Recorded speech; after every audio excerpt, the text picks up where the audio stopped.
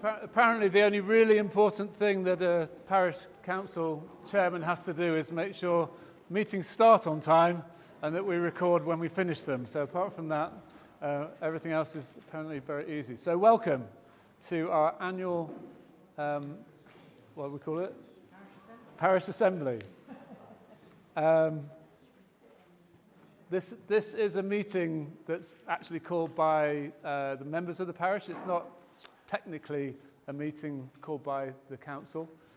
However, you'll be pleased to know that we put out an agenda and we've got a few things planned to go through. But if there's any questions or any issues, then it is your meeting, so please do make that known. The first item on the agenda is to approve the minutes from the meeting from last year. So we have, thank you, Ian, have a proposer. Would anyone like to second?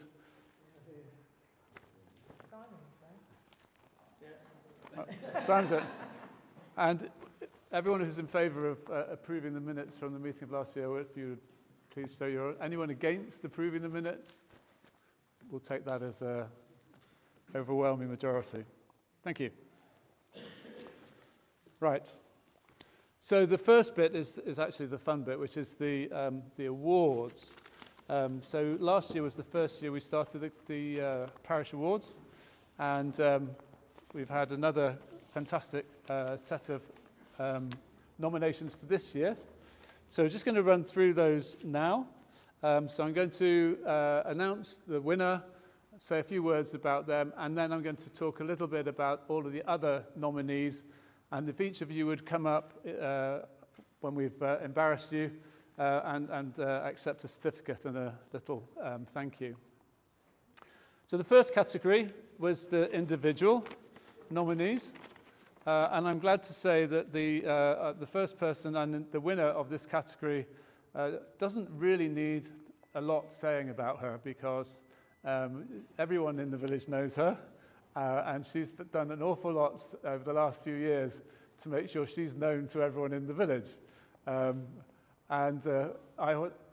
have had the privilege of seeing what Emma and her team have done in challenging and challenging the idea of the quarry and getting all of us engaged and organised in actually supporting that.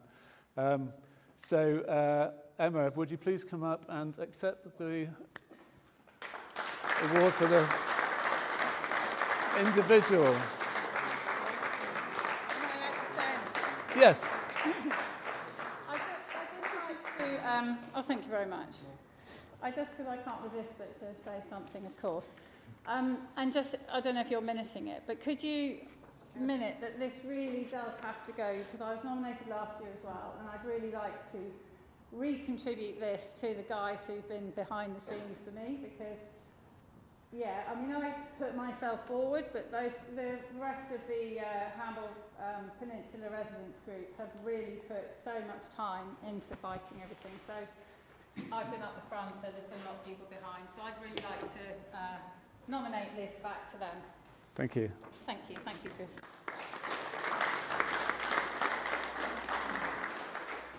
So the second person on my list, I'm sure top of someone else's list, is Georgie Hand. Georgie was nominated for her 8 years of outstanding service to the Hamble Good Neighbours, her dedication, leadership and compassion. She's the chair, must run in the family, but she's apparently very good at driving people to appointments and getting people organised and dragging new people in to get involved. So there's been a lot of change in that time, and I think we all understand how fantastic it is to have such a vibrant organisation in the village doing such great work. So Georgie, would you please come up and accept our thanks?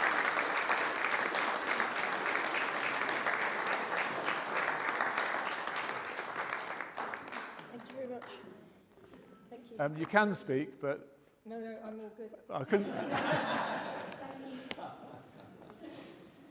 Thank you. So the third nomination we had was for Maureen Thomas. She was nominated for the volunteering with the Beacon Good Neighbours in Netley, again, helping with getting people to and from various really important appointments. And apologies for just having to read this, but this is what I've got to do. So anyone who basically can't use public transport and needs to get somewhere for their own health and well-being. So, Mo, would you please come up and accept the thanks for this individual award?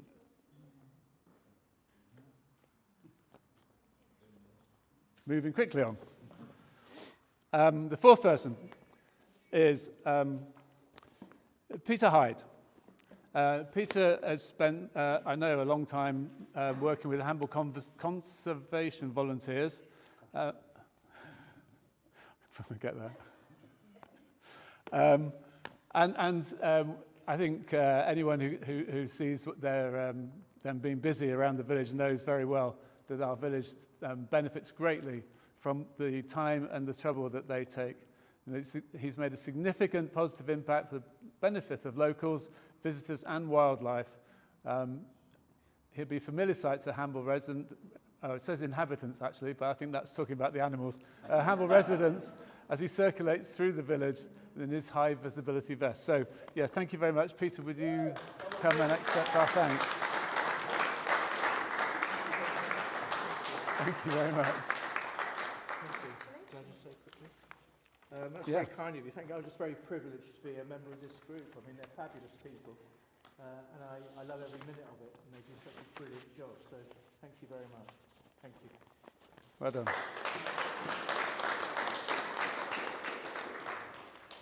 So our second category is for groups. And the winner of the group category is the Mercury Hub. We all know where it is and what it does, but the volunteers there give their time freely. It's a safe, warm and welcoming space, and their fundraising and social activities really add substantially to the value of the village. So is there someone who would come and accept the award on behalf of the Mercury Hub?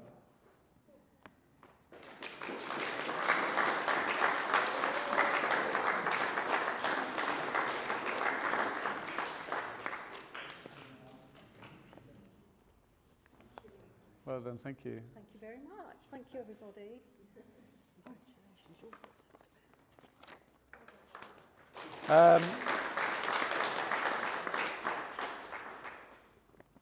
Yours So I guess the next one is a bit dangerous, inviting them to come up, but the second group nominee is the Hamble Players.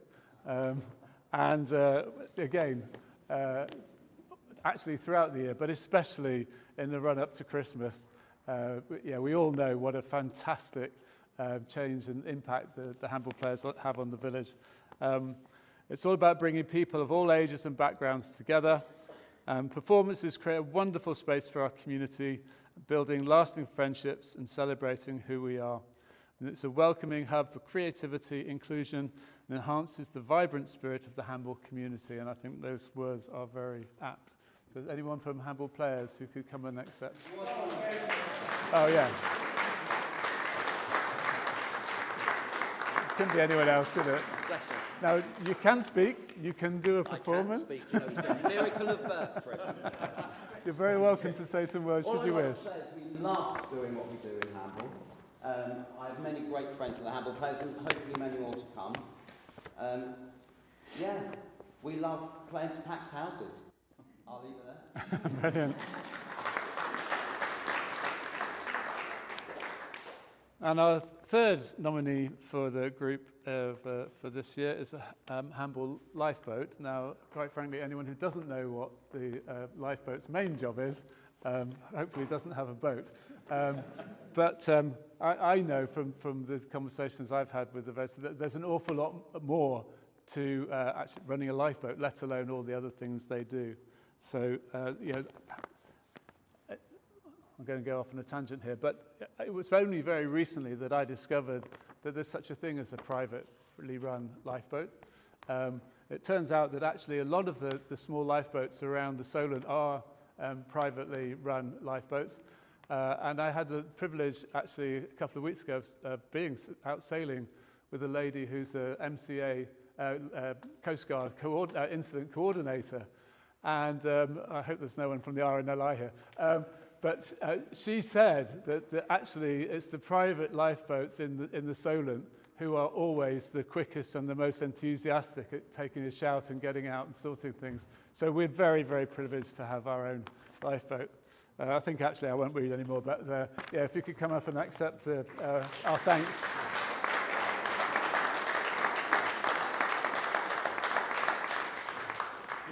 Thank you. Very much indeed. Thank you. Thank you. Well, thank you, everybody.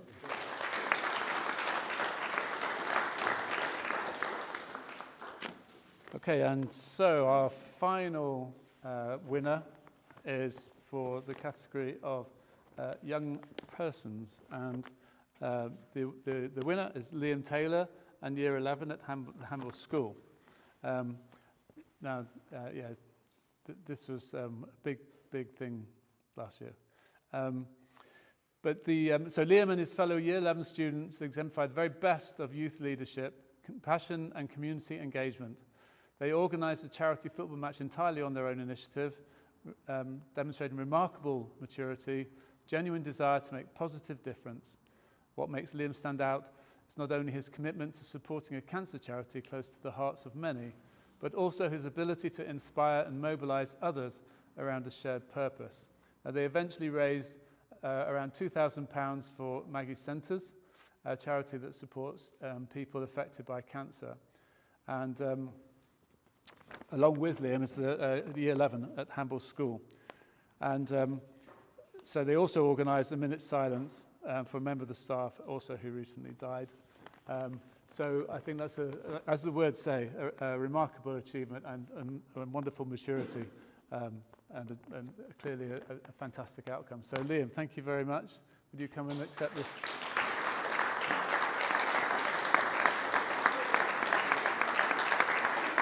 Well done. Exactly how you share that with the whole of Year 11, I'm not sure, but good luck with that one. So that's our awards for this year. So a lovely way to begin our meeting. And we'll already be starting to think about the awards for next year.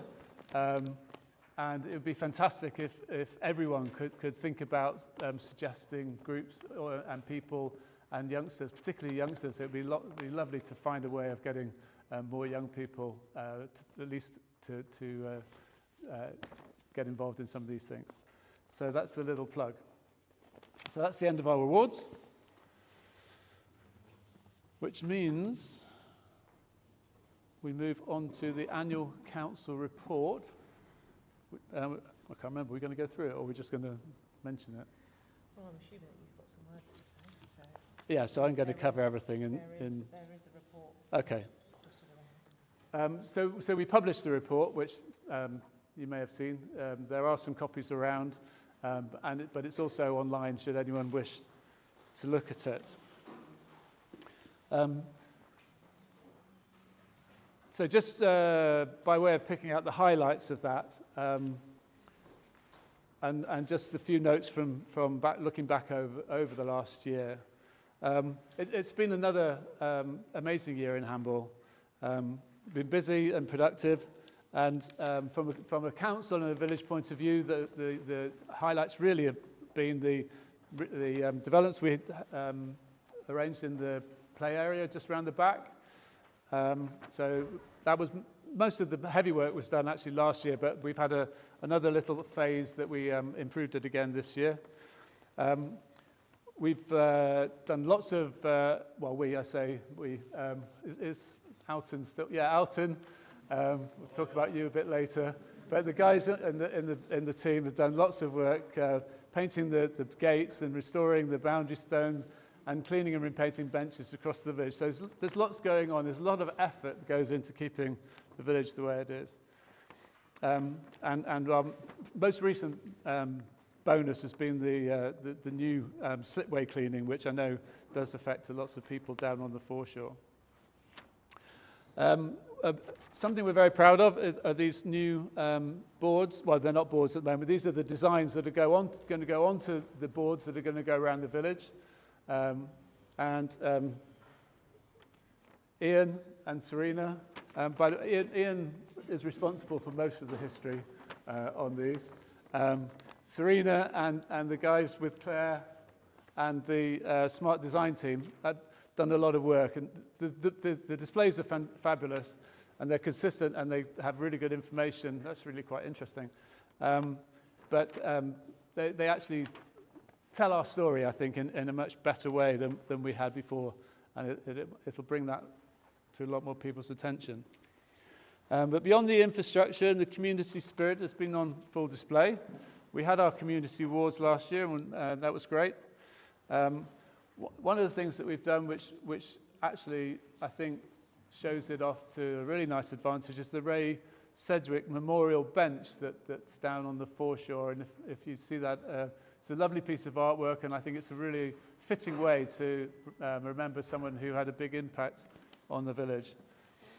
And then we continue to have a number of really good events in the village, and if anyone was around a couple of weekends ago when the Spring Food Festival was on, the village was absolutely humming, so that was great. And we had the VE Day celebrations, and one of the things we're pleased to see is the regatta coming back into the Hamble Valley and being based at the down on the foreshore.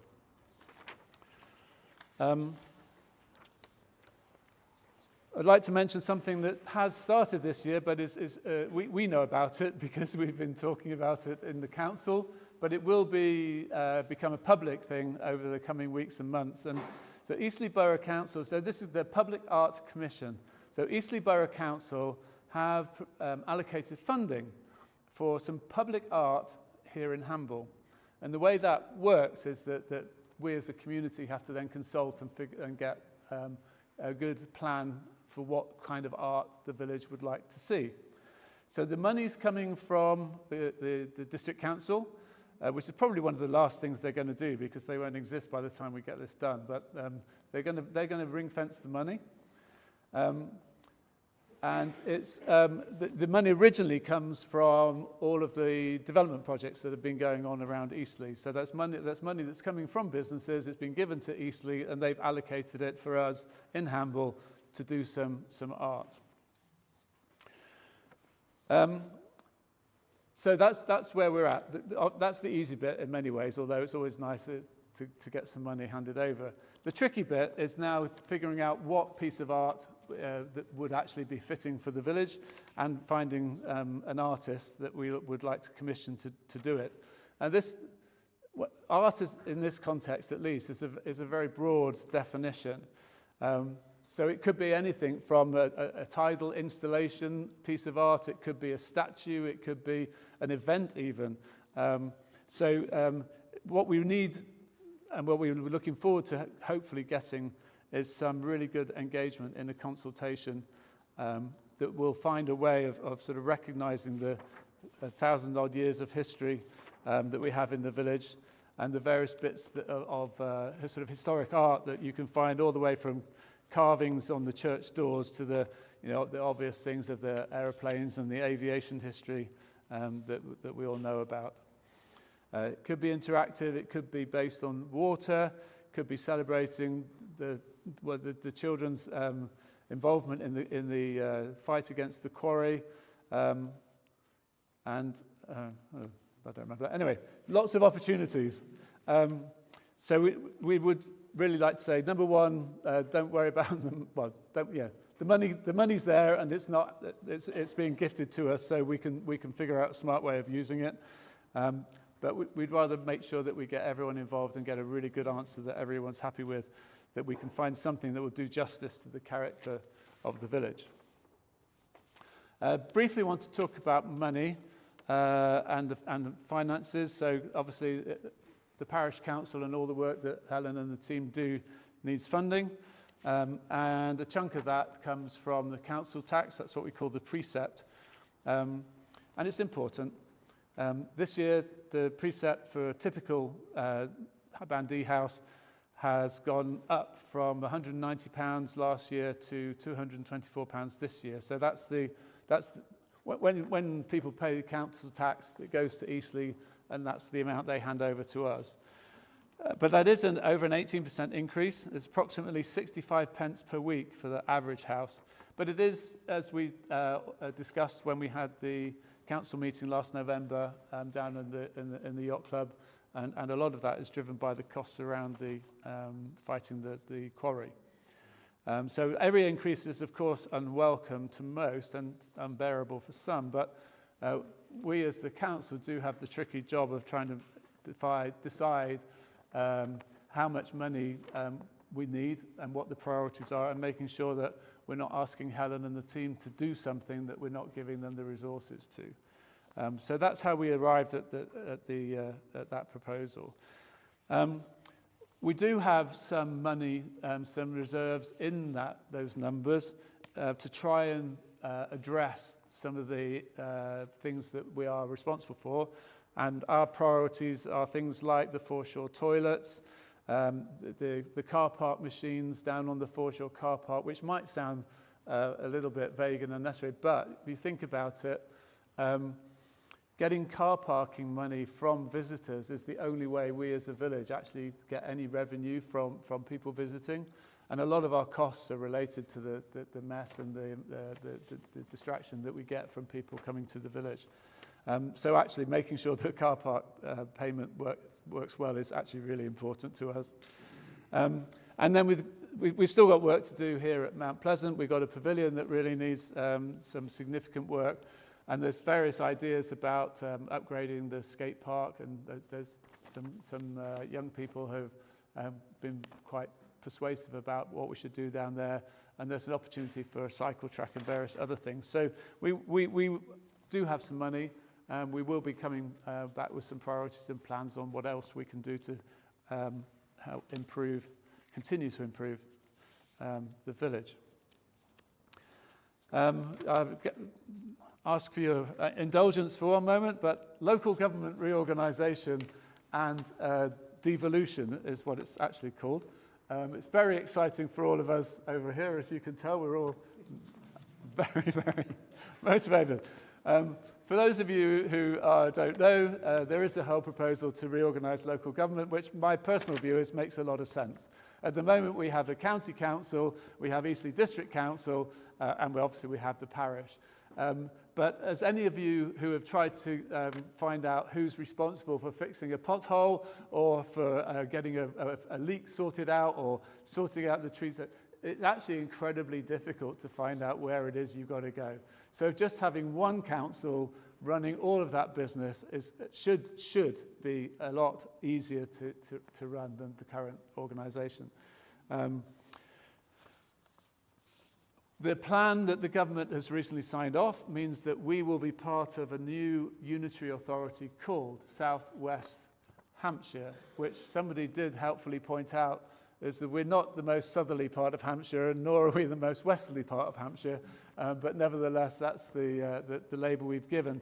Actually, I think that's quite an important label because the middle of our new bit will be Southampton, but it's really important for all of us, I think, to understand that we're not going to be part of just a slightly enlarged Southampton. South West Hampshire, when it all comes together, there'll be more of us who are not part of Southampton than the people that are in Southampton area. So it will be a whole new organisation. And I think from a council point of view, once we actually can get understanding what's actually going to happen, at the moment, we have a local area committee, which is how we try and get things done with Eastleigh. And that local area is the three parishes, Hamble, Netley and Bursledon. And so Eastleigh have been very good at actually identifying us and allowing us to have a strong voice. We need to try and find the way that Hamble Peninsula and Hamble Village are going to try and get the same kind of voice into that new unitary authority. So in the end, it will be important, and some of us are already energised by it, but you will hear some more about it. And then, of course, the quarry, CEMEX. I don't plan to say anything more about that right now. We are in the process of the statutory review, which was a little bit of a side amusing bit. If you look at the actual paperwork that goes in, because we are the complainants in this process. The actual official paperwork starts off with, and because we're part of local government, that ultimately goes up to the Crown and the King. So the paper that have gone into the High Court says, the King, brackets Hamble Parish Council, versus the Secretary of State. Now, who's ever going to get a chance to be involved in something with that sort of spotlight on it? But that's where we're at. The statutory review is going to happen in June, or it's going to start in June. We're going to have a discussion there, or our lawyers are going to have a discussion at the High Court. But it will keep running, and we'll update everyone as and when we know something. And then, so finally, this moment is my chance to boast about the council team that we have in Hamble. And many of you will know Alton. I can't believe there's many people in Hamble that don't know Alton.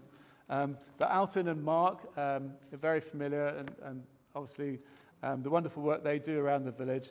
It does a lot to impact us and what we enjoy every day, and what makes Hamble such a special place to live. It's the work that Alton and Mark do.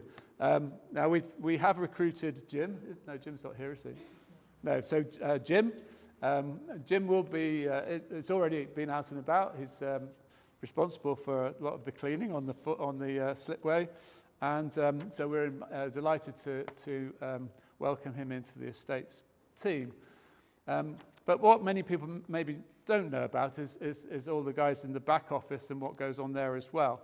And it's quite scary, actually, the list of things that they have to cover. So it goes everything from doing the projects for the playground, arranging the burials in the cemetery, running the car park, the dinghy park, the allotments, the donkey derby fields. Those are all administrative things that the team has to do. And then, of course, supporting that, we've got to do the accounts.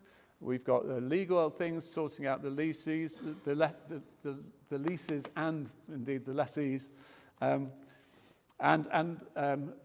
the highlight of the thing that we get most compliments for, and we've won awards for, is the parish magazine and the website. And all of that is before you add on the local government reorganisation, the proposed £1 million investment in a 3G football pitch, and the defence against the quarry. So Claire at the back, well, Claire, we consider her to be one of ours, although actually she does work for other councils as well. But her and her team do all of the communications. They were massively involved in these wonderful new displays. But we've got Sasha and Bea and Helen, obviously, our clerk. So there's an awful lot they have to cover off. And of course, Helen not only has to organise that, but she does have to be an expert in virtually everything.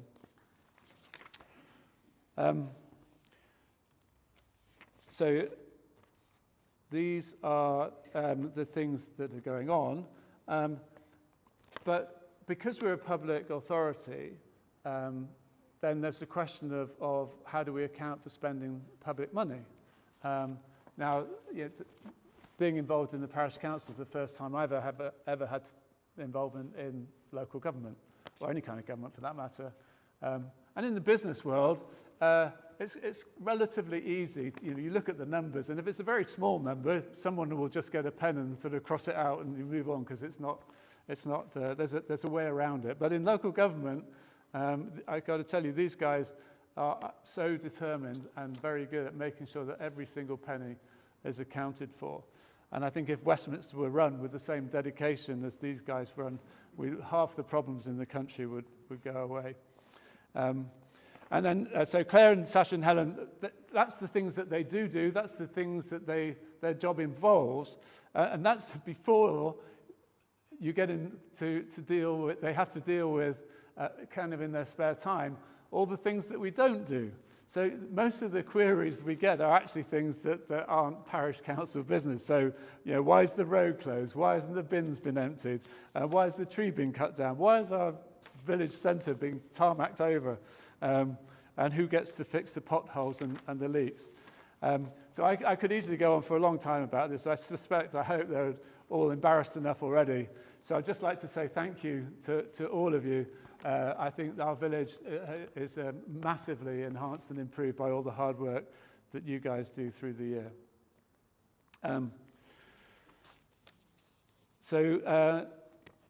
That's all the day job stuff. But there are some decisions that are going to be made outside of the village, which we will have to deal with during the course of the coming year. Someone will be met, well, we know who, but there will be a decision made on whether to spend the £1 million to build it's called a 3G football. It's basically an artificial grass football pitch. If it happens, we expect it to happen down at the Hamble Club Football Club.